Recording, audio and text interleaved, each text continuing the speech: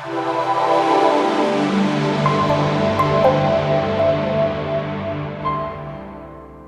there, I'm Seth Rigoletti. I'm a leadership communication coach. I work with individuals and organizations and helping them get clarity about how they're communicating, kind of like what gets in the way of people knowing who they are, and also how to be more authentic in any given situation.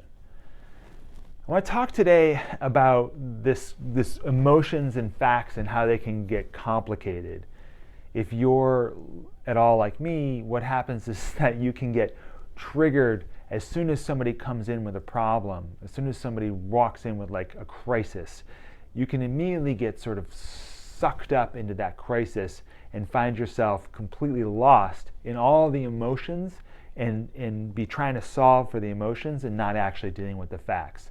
My example for this would be like if you're a parent and you have kids, somebody running into your room saying the toilet is clogged and it's overflowing, and you can feel your adrenaline just suck up all of a sudden, like, what did you do?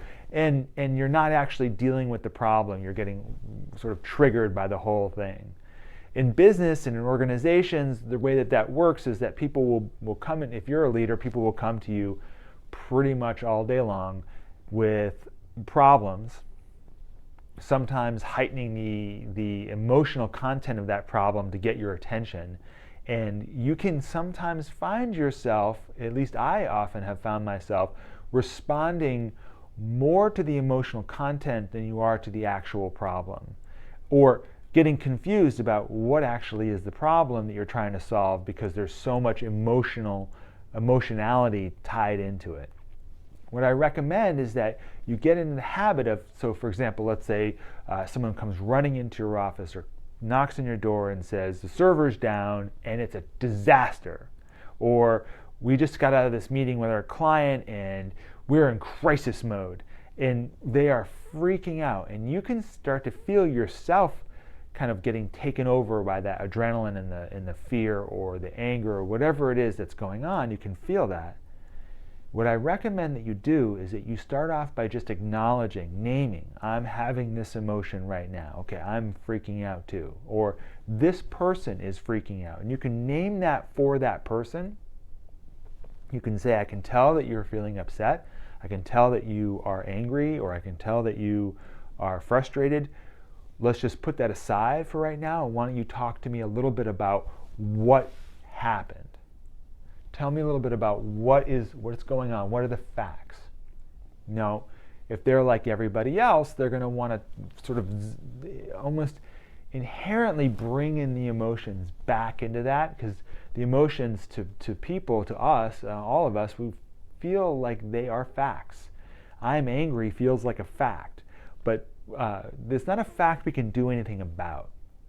So if we could just learn to put the emotions aside and be curious about what actually happened, and is the thing that happened something I can solve? The toilet being clogged is something you can solve.